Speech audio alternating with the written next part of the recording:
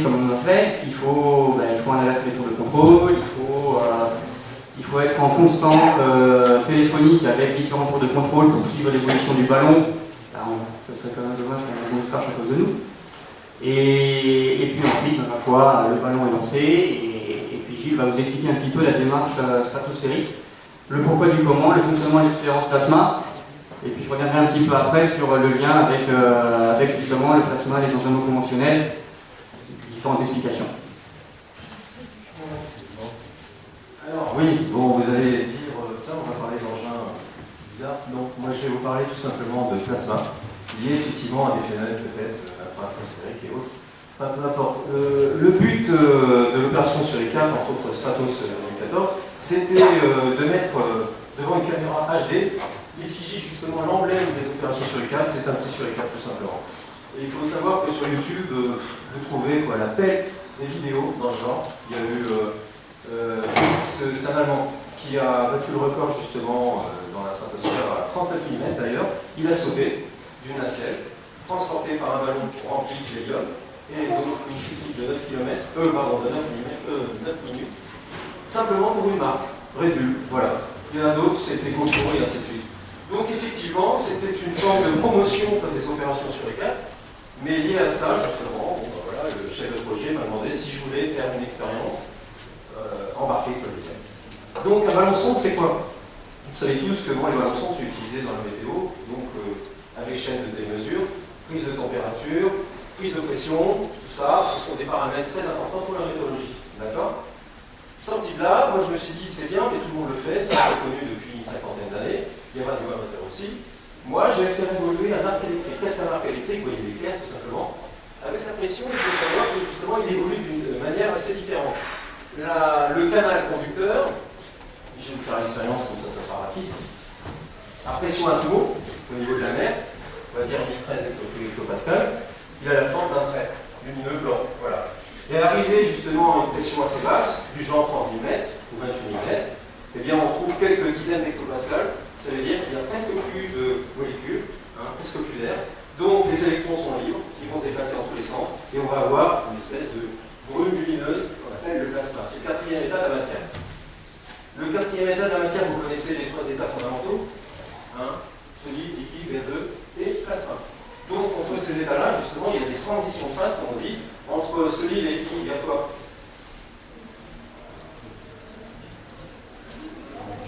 Voilà, on vaporise un gaz. Et de liquide, on vaporise, je vais dire, on liquifie, quoi. Donc c'est un terme de fusion, comme on dit, c'est la fusion. Donc on arrive au liquide, du liquide au gaz, il y a quoi? De vaporisation, donc gaz. Et de gaz, quand on lui ajoute de l'énergie sous forme de chaleur, ou de haute tension, ou de sources électromagnétiques, micro-ondes et autres, voilà, il y a arrachement des électrons, des particules chargées, et automatiquement on fait apparaître quoi? Un plasma. C'est lumineux, c'est joli, vous avez sûrement dû en voir dans certains magasins. Je vais vous faire apparaître ça. Donc on baisse la pression, on va imaginer que le ballon monte. Vous voyez que la pression va descendre, on était à pression atmo, on va monter aux alentours de 28 mm. Et mon système était fait pour enclencher, voilà, un arc électrique que vous voyez apparaître entre deux électrodes là. Donc deux électrodes circulaires, mais liées à un champ magnétique. Ce qui fait que des particules chargées, c'est un peu comme celle du soleil quand il y a des orages solaires, eh bien, elles sont sensibles au champ magnétique. Et là, qu'est-ce que vous voyez? Vous voyez qu'il tourne, c'est dû au champ magnétique. Et à un moment donné, vous allez voir, il va devenir complètement homogène. Ça, c'est magnifique. Bon, vous allez dire quel était l'intérêt quand on a une expérience comme ça? Elle est pratiquement unique. Unique en son genre, pourquoi? Parce qu'elle est faite in situ. C'est-à-dire dans les conditions de la stratosphère. La stratosphère, on a des températures aux environs de 11 000 à 15 000 mètres, de moins 56 degrés. Bon, je vais vous passer les termes indiabatiques, c'est-à-dire que ce matin, j'ai fait une expérience pour expliquer pourquoi le ballon, justement, il levait la charge. Pourquoi? C'est dû à la poussée d'Archimède, ça vous savez tous. La poussée d'Archimède, c'est quoi, en fait? Les grands, là, vous savez. La formule, c'est quoi? Bon, allez, c'est ρ, fois V, fois M. Rho, c'est la masse volumique de l'air, V, c'est le volume embarqué, et M, c'est la masse de la charge. La charge en cause, c'est quoi? C'est la chaîne de vol, la nacelle, le parachute, le radar passif. Alors c'est quoi le radar passif? Il faut savoir que si on n'a pas ce radar, la DGAC nous interdit le vol. C'est-à-dire qu'au sol, il y a des radars qui émettent une onde d'environ 2 GHz. Elle se reflète, c'est de l'écolocalisation, un peu comme la chauve-souris, au sol. Donc c'est bon. Dans les couloirs aériens, il s'est déjà vu qu'effectivement, il y a des avions de tir qui ont croisé des ballons. C'est déjà vu. Et pour éviter la catastrophe, comme celle qui est arrivée il y a quelque temps, d'ailleurs on ne sait pas ce qui se passe, mais enfin, peu importe. Enfin, en tout cas, c'est pas le nôtre. Hein. Lui, on l'a lancé le 25 janvier 2014. Donc voilà, le nôtre, il a aussi quoi remarquer? Un GPS. Ce GPS, qu'est-ce qu'il fait? Il nous envoie les coordonnées en temps réel et qu'on peut reporter sur Google Earth. Ça, c'est très intéressant parce qu'il faut savoir que à l'heure d'Internet, on a tous les outils qu'on veut. Alors, donc, bon, les opérations, voilà, donc ça, c'est les niveaux. Je passe parce que ce matin, j'étais trop long. Voilà. Donc là, je vous parlais aussi des altitudes. Il faut savoir aussi un truc intéressant et marrant. Vous savez que l'eau bout a une température différente à une certaine altitude, parce qu'il y a une relation pression-température. Vous avez entendu au stand de M. Castillon, justement, une relation pression-température.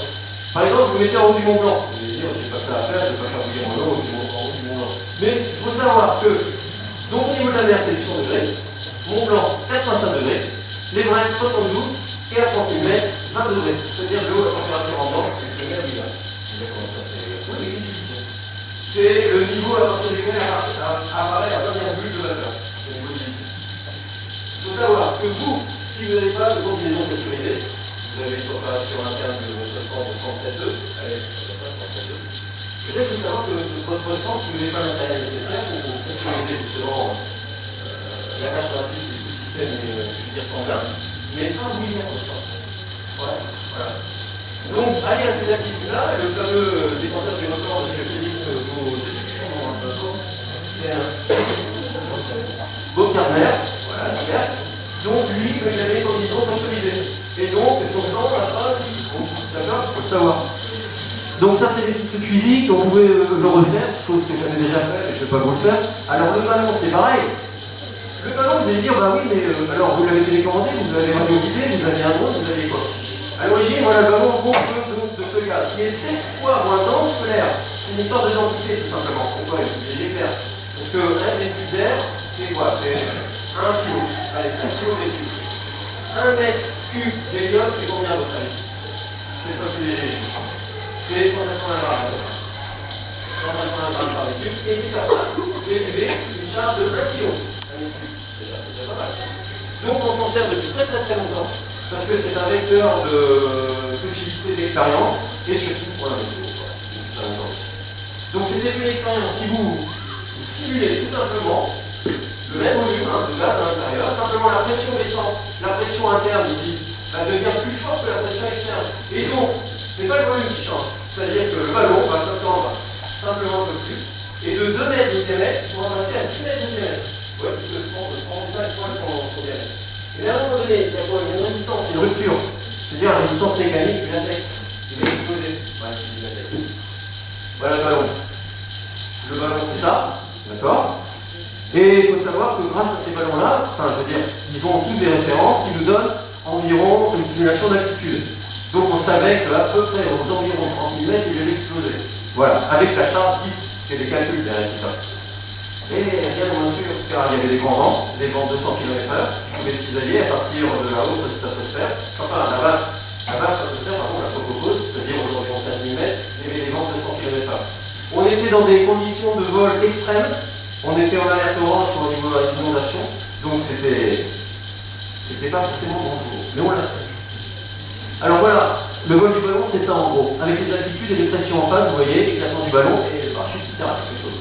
Mais on ne met pas n'importe quel parachute, c'est pas le parachute de Louis. Hein. Le parachute, il est lié à la masse de la charge embarquée. Donc il y a un calcul. Quoique, je ne sais pas le parachute de Louis, mais si je crois que j'ai étudié dans les images de mon fils. Mécanique du vol. Alors, mécanique du vol, comme je disais tout à l'heure, bon, voilà, nous avons O, V, G, M. Dans l'expérience qui montre aussi la pression, la poussée d'Archimède. Il faut savoir que la gravité dans lesquelles elle a quantité, donc aussi il faut savoir qu'il y a un calcul en plus avec. Bon, ça c'est la partie mécanique, le capteur de pression, l'Arduino qui enregistrait Nos températures, les pressions, depuis moins de vol. Vous savez qu'il y a eu 3 mois et demi de travail dessus. C'est un long labeur, pour vous, c'est...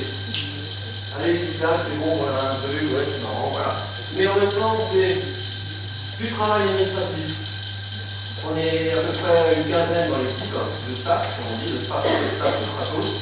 Et chacun avait sa nomination à toutes les tâches. Moi, j'avais la partie technique, avec un collègue aussi, Antoine Perreux, qui était le programmateur de l'Arduino. Donc vous voyez, il fallait aussi étalonner et qualifier tous les capteurs au sol. Donc dans des cubes, basse pression, comme là, comme vous voyez. Bon allez, je vais vous passer le film, vous allez voir quelque chose de joli, vous voyez, il y a une formule ici. Ah, le stade. Là, ça c'était pas mal ça, parce que bon là, c'était briefing, d'accord, on rangeait, ça va. Mais il y avait du boulot. Ça, bon ben voilà, des tableurs Excel où il y a toutes les formules, avec, comme je vous disais, les paramètres indispensables. Attention aussi, il faut savoir, c'est qu'on avait aussi le logiciel de simulation des vents, de la météo. Donc voilà, le simulateur de vol. Voilà, on est parti du Gers, on a atterri à Port-le-Cat. Enfin, Port-le-Cat. La Prague sur l'eau, donc 230 km, rien pour vous dire, il a fait un super vol. Mais nous aussi, on l'a suivi en revue. C'était pas évident. Voilà, bon alors le lancement H-1, checklist OK, DGAC OK, chef de projet, OK pour le lancement, voilà, c'est monsieur qui vous l'a dit. On a lâché le tout. Ensuite, il a suivi par GPS, on va lui aussi. Voilà, bon, voilà, on a les coordonnées, longitude, latitude, temps, heure, minute, seconde. Et la petite image que j'aime, c'est que voilà, j'ai un collègue avant, il disait on va le retrouver quand le ballon? Bah, je sais pas, parce que voilà, il s'est coupé à la latitude. Ouais, le GPS s'est coupé, parce qu'on avait des conditions météo qui, en fait, les couches nuageuses, coupent le GPS. Je sais pas si pour ceux qui ont déjà été en montagne, le GPS il passe très mal. La triangulation se fait très mal. Donc là, j'ai trouvé une image super marrante.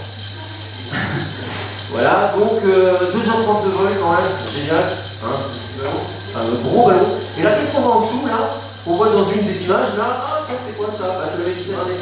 Puis à côté, c'est le fameux étang de la Palme, pour ceux qui connaissent le coin. Vous voyez la Méditerranée? Et vous voyez le petit point rouge là, là-haut là, ah, et ben voilà, il s'est posé à côté de la route, juste à côté. Franchement, on ne pouvait pas faire mieux. Garage, une parking, dans les ronces, ça c'était pas grave. Il a fait une chute de plus d'une demi-heure, sous parachute, hein, parce que sans parachute, ben voilà, Félix lui il a mis 9 minutes, voilà, plus rapide, donc, et ensuite, arrivé à une certaine altitude, il a ouvert aussi son parachute. Et voilà, l'équipe de récupération, atterrissage, on est tous contents, on l'a lancé en plein dans le jour, 15h23, on l'a récupéré vers 19h. Donc dans la nuit. Et heureusement, j'avais mis une balise, clignotant, vous voyez.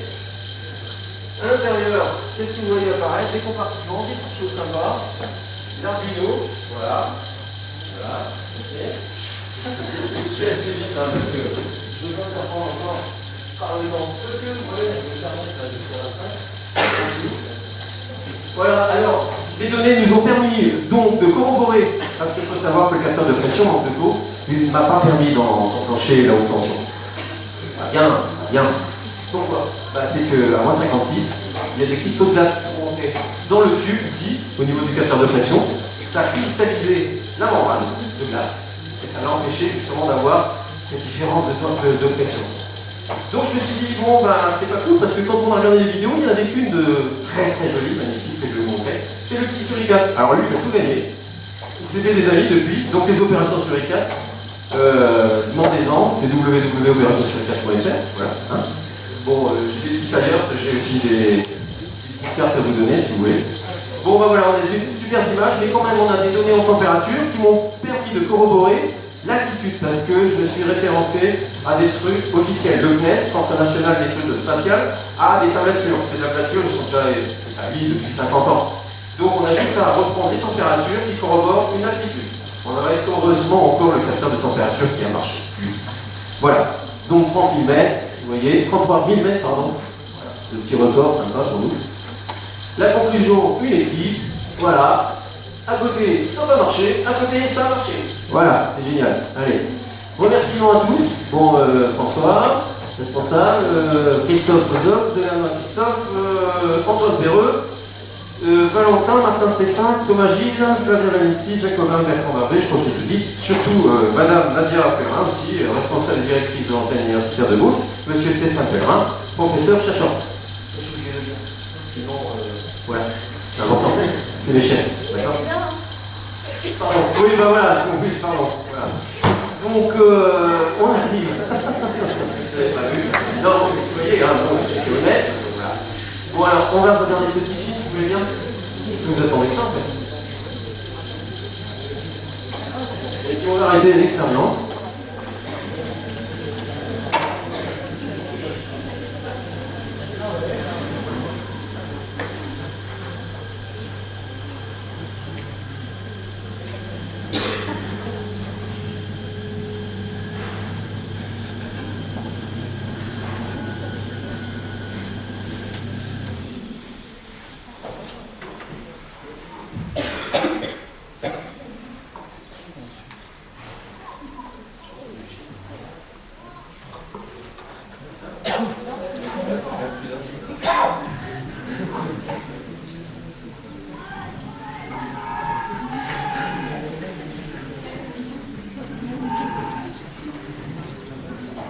Alors donc là en ce moment, on est sous la couche nuageuse, on est dans la mouise parce que elle commence un peu le voir.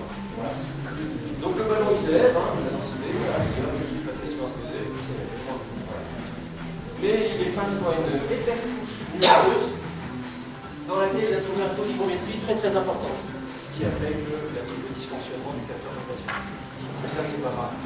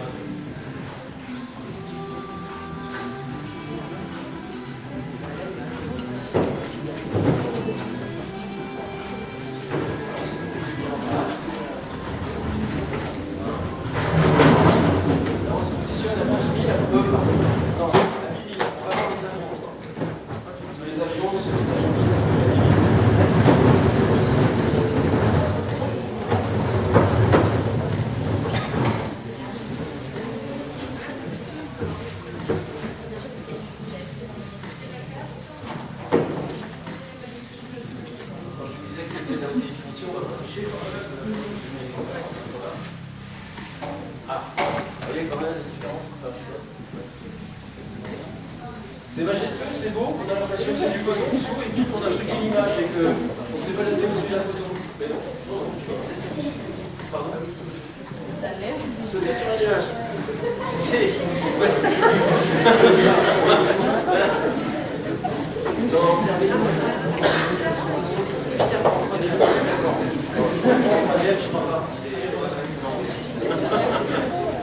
C'est une question intéressante, mais il y a aussi une autre vue d'ensemble que vous voyez, c'est qu'on veut voir un horizon très très élargi. Il y a une petite formule aussi pour l'horizon qui est sympa. Je ne vais pas forcément vous gaver de formules, mais vous voyez la mer là. Donc on est dans le Gers. Ben, rendez-vous compte, on voit Bordeaux. Donc voilà l'intensité. D'accord. À l'atterrissage, bon, pour certaines images, je me suis amusé à faire des arrêts sur image, on voit la Méditerranée. C'est marrant parce qu'on part en plein jour, on arrive en pleine nuit. Alors il faut savoir que, bon, là, à ce niveau-là, on est toujours sans nuages, c'est normal, parce que les nuages, max, ils atteignent entre 8 et 10 000 pour les stratus. Les hauts stratus. C'est très joli, très beau, voilà, les opérations sur les 4 ont vu leur emblème dans la stratosphère, et en plus on a un petit record, c'est les 33 000 mètres. D'autres l'ont fait, d'autres l'ont toujours vu, et je pense que pour cette association, je veux dire, de bénévoles et explorateurs du ciel, ils ont réussi leur pari. Alors maintenant on va aller simplement à l'éclatement du ballon. Parce que ça c'est impressionnant. Vous allez voir, bon ça y est, bon là c'est bon, là on est pratiquement aux environs 30, 32, 33, je sais plus moi. Je ne pas tellement tous les jours. Vous voyez la courbure de la Terre? Oui. Il y a mis combien de temps Alors tout en haut, parce qu'effectivement il y a un point culminant, il y a 1h50, 1h50, à peu près, voire 2. Parce qu'il y a eu 2h30 de vol, et j'ai dit qu'il a chuté pendant une demi-heure, donc voilà. C'est simple, hein, 2 heures culminant, et ensuite l'éclatement du ballon. Chute sous parachute, une demi-heure. La vitesse de chute aussi, elle est calculée, hein, parce que la DGAC nous autorisée. Alors voilà, ça c'est sympa. Ça c'est vraiment l'image la plus merveilleuse. Vous allez voir maintenant. on ralentit et observez bien. Imaginez que vous voyez votre propre parachute passer devant vous. Et bien c'est ce qui se passe là. Il faut savoir aussi qu'à ces niveaux-là, l'air est autant ramifié, le son est moins rapide. Pourquoi? Pourquoi le son, la célérité du son, la vitesse du son? Parce qu'il y a moins d'air, c'est le support du son. Merci, vous êtes. Là, j'avais calculé, il y a 280 mètres par seconde. Parce qu'on entend le pof, et ensuite on voit le truc chuter. Donc voilà. Là, c'est bon, il a chuté, et on a de la chance de parachute s'est découvert sans se mettre en torche. Sans se mettre en torche, c'est quoi? C'est que, voilà, lui on l'a acheté dans le Colorado, ce parachute. Je lui ai mis un anneau, c'est ce qu'on appelle dans le jargon justement des aérostiers, un anneau anti-torche, pour pas qu'il brille. Sinon, alors là, c'était.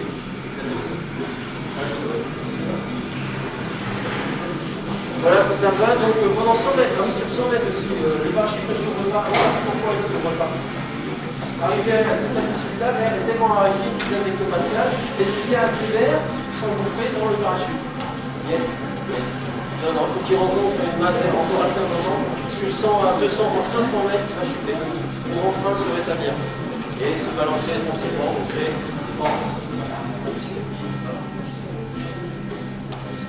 Voilà. Voilà, donc en plus de ça, ce qui est bien, c'est super, on arrive. Vous voyez, un super coucher de soleil. Ça, c'était le petit plus qu'on n'avait pas calculé, mais qui était en rêve pour notre chef. Voilà, bon, voilà. Donc, vous voyez, c'est un vecteur d'expérience super intéressant que vous pouvez mener avec vos écoles, des universités. On peut faire des expériences avec ce type de ballon. Voilà. Donc suite au prochain épisode, le 28 juin 2014, comme je vous l'ai dit, je relance un nouveau projet, une sphère cette fois-ci, qui sera lancée à Bourges, avec cette fois-ci 2 plasmas, un spectro à l'intérieur. Ah oui, je vais faire de la spectroscopie. On va étudier le plasma justement sous toutes ses couleurs. Bon allez, j'en dirai pas plus. Voilà. Merci à vous.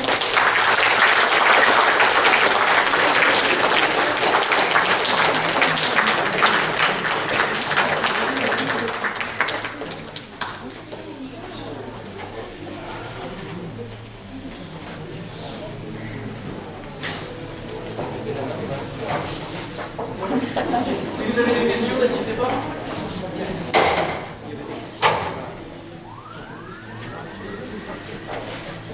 Ah, tu as raison.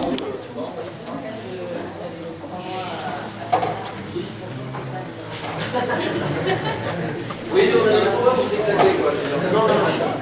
Il faut savoir que dans toute la chaîne de vol, qui constitue quoi? La chaîne de vol, il y a d'abord le ballon on l'achète, c'est ça, on l'achète, le parachute on l'achète, le radar on l'achète, ça c'est ça. Mais les expériences embarquées, c'est nettement plus difficile, car il faut construire, parce qu'en fait ce sont des choses qu'on ne trouve pas sur Internet.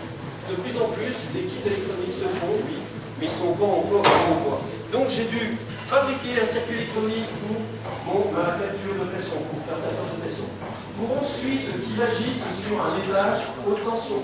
Ce module-là ne m'a pris un mois, parce qu'il fallait jouer sur le rapport masse embarquée par rapport à la haute tension que je voulais. Il y a plein de paramètres qu'on ne voit pas, mais pendant 3 mois, ont été des recherches intenses. Je suis souvent en haute tension, je connais. Mais ce qu'il y a, c'est la première fois qu'on me demandait d'embarquer de haute tension dans une nacelle où il fallait embarquer un maximum de charge de 4 kg. 4 kg. Et en plus, ces 4 kg, on n'avait pas le droit de les répartir dans une seule nacelle. Il fallait faire des charges de 2,5 kg par paquet. Donc c'est un travail de longue haleine, de l'électronique, de l'informatique, le programme Arduino 6, un microprocesseur, qui était censé, il nous a chargé les données en température et en pression. Donc c'est des programmes, il faut le faire. Il y a 4 pages. Et pas 4 pages avec des interviews comme ça. Donc ensuite, après il y a la conception de ça. Hein, voilà, la conception. Ça, vous voyez, au départ, c'est des bouts de polystyrène de 1 mètre carré. D'accord? Alors là, j'ai enlevé, effectivement, j'ai tout mis sur la table pour que ce soit plus simple pour moi, mais tout était dedans. Et ensuite, il faut l'essayer au sol. Il faut le mettre au soleil. Il faut le mettre dans la nuit à 2h du matin. J'y glisse le mettre. Voilà, -2. Ça marche encore. Le GPS, allô, Antoine, qui était à Clermont-Ferrand, ici. Enfin, moi, j'étais là depuis Clermont-Ferrand. Tu reçois le GPS? Oui, je l'ai. Le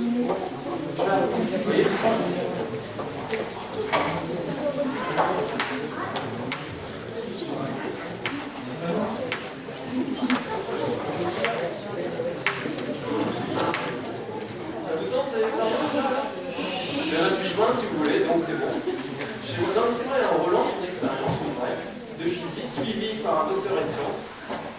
Ici, monsieur Flavien Valency, qui va lui donner une note supérieure à la mienne au niveau recherche, tout ça. Je vais m'amuser à faire ma recherche sur les trous ici et de reconcevoir encore un insecte qui est déjà au 20e terminé. Voilà, je m'arrête sur ça parce que je crois que voilà. Qu'est-ce qu'on fait là, avec vous là? Ça va être limite, alors on y va. Donc, oui.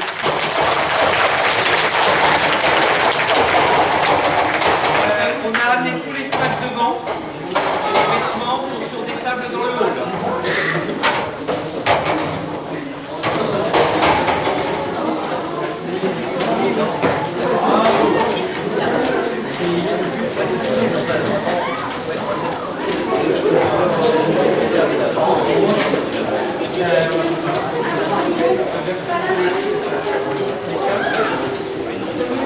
Désolé.